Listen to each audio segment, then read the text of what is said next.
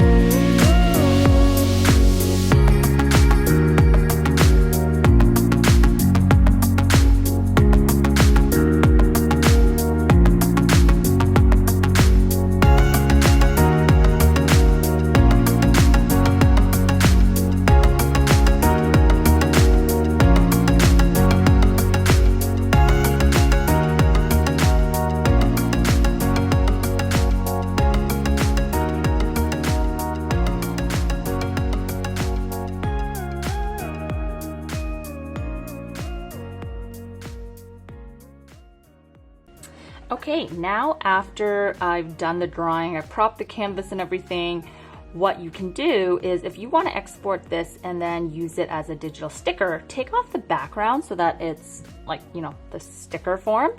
And then what you would do is go into Canvas, press share, of course, save it as a PNG. And so I'm going to save it to my files.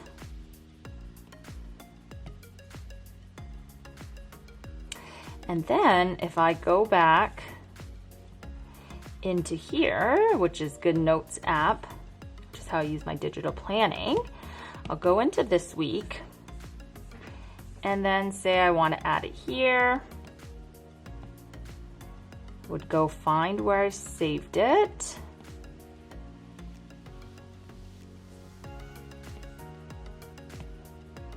And here it is. Look how cute it is. Isn't that so cute? So that's how I doodle. And if you guys like these doodle with me's, please let me know and I can definitely do more of them. Yeah, isn't that so cute? It's pretty easy. I love this doodle book. And I'm thinking about getting a couple more because they have different kind of books, of course. But yeah, so that's how I've been making little doodle stickers. So if you guys like it, please let me know down below. Let me know what else you guys want to see, and I'll see you guys next time. Thanks for watching. Bye.